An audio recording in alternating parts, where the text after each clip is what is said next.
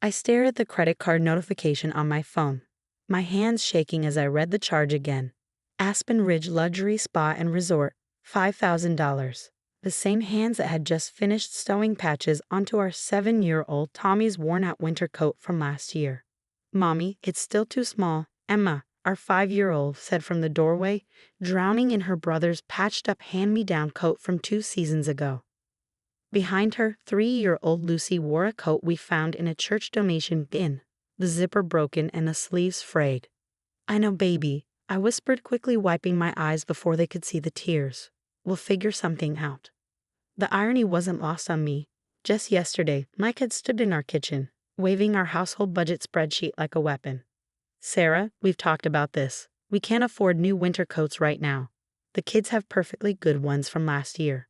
"They've outgrown them, Mike," I'd argued, showing him how Tommy's wrists stuck out 3 inches from his sleeves. "It's going to be below freezing next week. I only need $200. $200? He'd scoffed, straightening his designer tie, the one his sister Jessica had bought him for party.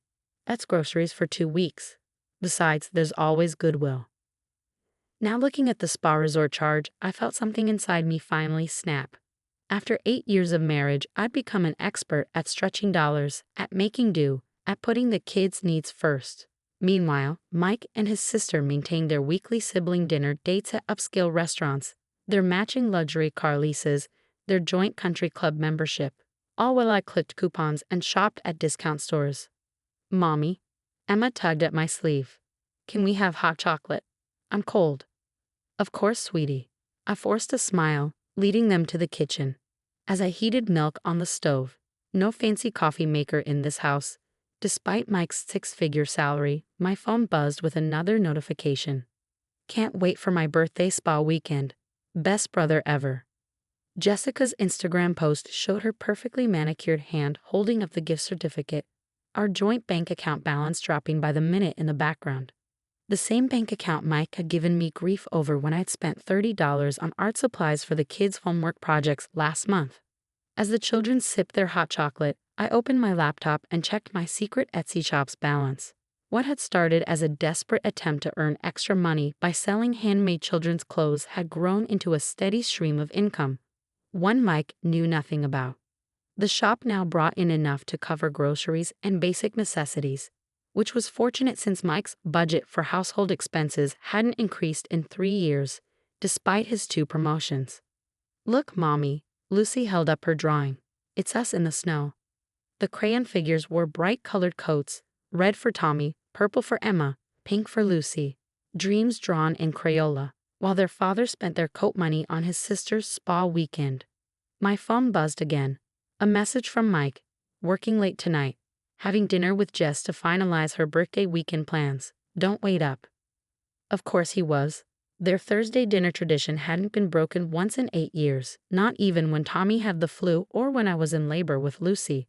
But God forbid I ask for money for essential winter clothes. I checked my Etsy balance again. $1,800. Not just from clothes now, but from the financial literacy blog I'd started 6 months ago, teaching other mothers how to build emergency funds without their controlling spouses knowing. The irony wasn't lost on me. "Mommy, can we play outside when it snows?" Emma asked, her face bright with childhood excitement. "Yeah, can we build a snowman?" Tommy chimed in, pulling his too small coat tighter around himself. I looked at my 3 children, their hopeful faces glowing in the afternoon light, and made a decision. Opening my laptop again, I pulled up my secret email account, the one I created when I first started suspecting things weren't right with our marriage. "Dear Mr. Patterson," I typed to my lawyer, "I'd like to proceed with filing those papers we discussed." The doorbell rang, interrupting my typing. Through the front window, I saw Jessica's Mercedes parked in our driveway, my husband's sister clutching shopping bags from the designer stores at the mall. Auntie Jessica, the kids' choras, running to the door. My favorite munchkins. Jessica breezed in, her cashmere coat probably worth more than our monthly grocery budget. I brought presents. I watched as she distributed expensive toys, the kind I'd been told we couldn't afford for party. The kind that made my carefully sewn homemade gifts look shabby in comparison. "Sarah," she air-kissed my cheek, "you look tired. You really should try that new spa treatment I told you about. Works wonders for stress. I'll keep that in mind, I replied, thinking of the spa weekend she'd be enjoying courtesy of our family budget. Oh, and Mike wanted me to tell you he's ordered dinner for us at La Maison tonight. Jessica continued, oblivious to the irony. Brother-sister tradition, you know how it is. He said not to worry about cooking for him. I hadn't cooked dinner for Mike in months. He was always either working late or out with Jessica. The kids and I had our own tradition now, simple, healthy meals I could afford on my secret income, followed by homework help and bedtime stories. The kids' coats look a bit worn, Jessica observed with practiced concern. You really should let Mike know they need new ones. He's so generous, I'm sure he'd. He knows, I cut her off, my voice steady. He suggested goodwill. Jessica's perfect features crinkled in confusion. But surely, I mean with his new promotion. The kids are getting new coats tomorrow, I said firmly, thinking of my Etsy balance. And some other things are changing too. Oh, Jessica perked up. Is Mike finally letting you redo the kitchen like I suggested? I smiled, thinking of the documentation hidden in my laptop, the separate bank account I'd opened, the apartment I'd already looked at. Something like that. Changes are definitely coming. As Jessica launched into a detailed description of the spa treatments awaiting her in Aspen, I watched my children playing with their new toys, still wearing their patched and borrowed coats. By this time next week, they'd have new coats, and their mother would have a new life planned, one where financial abuse couldn't masquerade as budgeting. Jessica, I interrupted her spa monologue, would you like some hot chocolate? The kids and I were just having some. Oh no, she laughed, patting her flat stomach. Do you know how many calories are in that? Besides, Mike and I are trying this amazing new juice cleanse. I poured myself another cup of hot chocolate, dropping in the mini marshmallows my children loved. Some luxuries I'd learned cost less than $2 a bag. And some costs, like staying in a marriage where children's needs came last, were too high to pay anymore.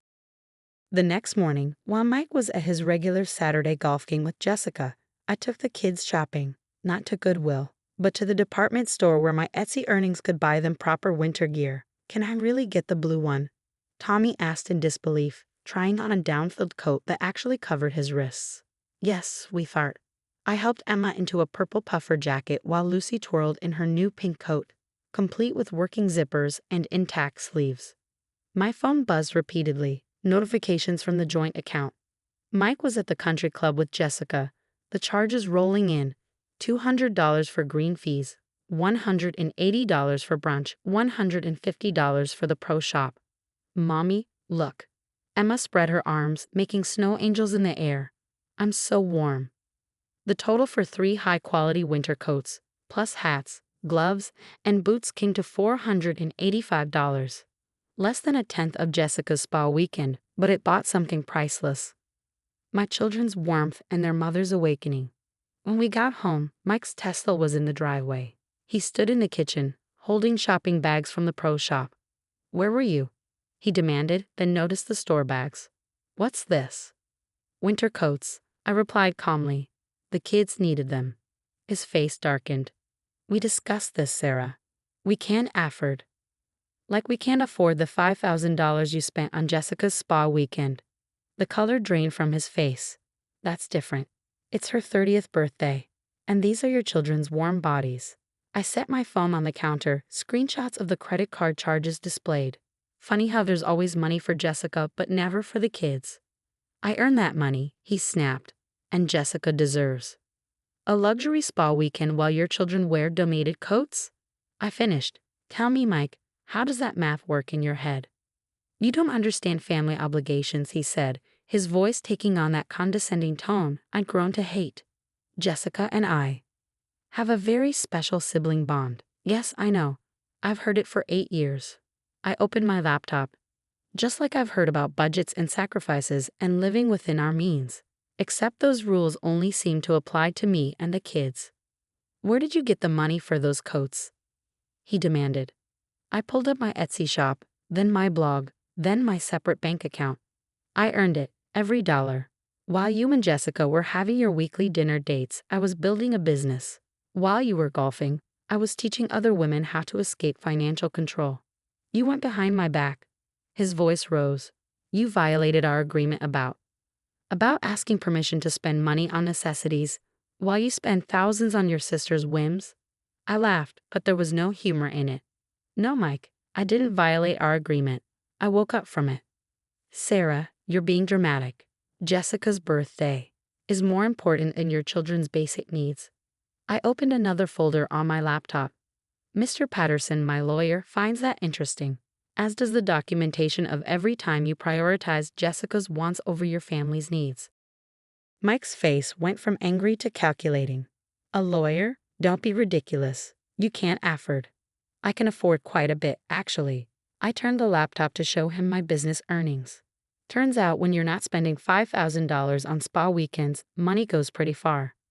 You've been hiding money from me? His voice turned dangerous. That's financial independence, I corrected. Something you and Jessica seem to value, except when it comes to your wife and children. As if on cue, Jessica's Mercedes pulled into the driveway. She bounced in, carrying more shopping bags. Mike, they have the most amazing new golf clubs. Oh, she stopped, sensing the tension. Is everything okay? Show her the coats, kids, I said quietly. The children proudly modeled their new winter wear, their faces glowing with warmth and dignity. Oh, Jessica said again, different this time. Those look expensive. Less than your spa weekend, I noted. Less than today's golf game. Less than those clubs you're holding. Mike, Jessica turned to her brother. What's she talking about? Your brother spent $5,000 on your birthday spa weekend, I explained 2 days after telling me we couldn't afford $200 for children's coats. Jessica's perfectly maintained facade cracked slightly. But, you said the household budget was tight. That's why we didn't invite Sarah to our dinner dates.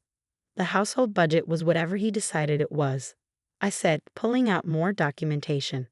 While the kids wore donated clothes, you two maintained quite a lifestyle. Mike stepped forward, his voice tight. Sarah, you're embarrassing yourself.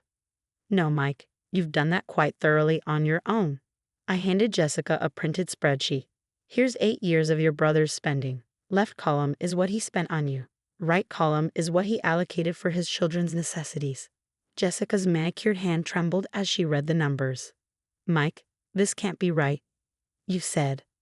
He said a lot of things, I finished. Just like he'll say a lot of things to the divorce court about why he prioritized his sister's spa weekends over his children's winter coats. The room fell silent except for the rustle of new coat material as the kids shifted uncertainly. Mommy? Lucy's small voice cut through the tension. Can we still play in the snow when it comes?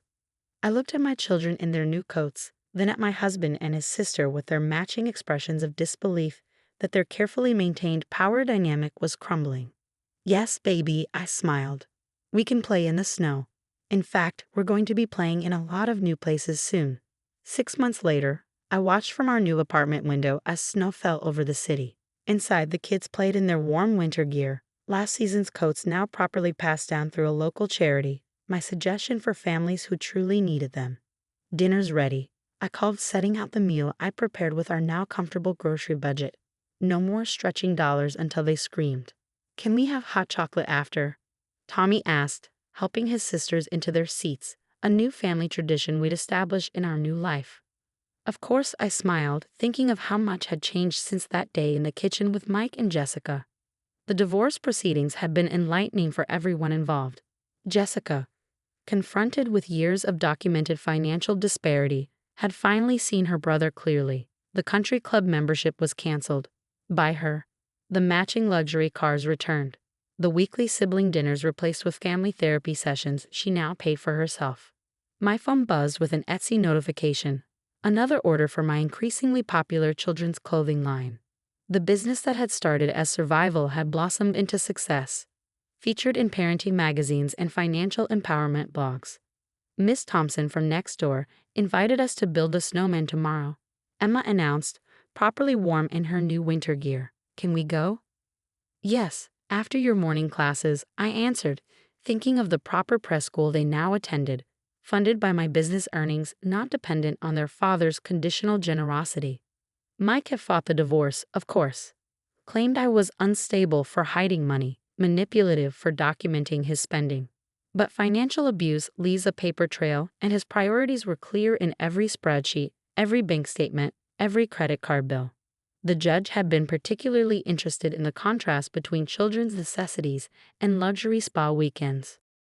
"Mommy, look." Lucy held up her drawing.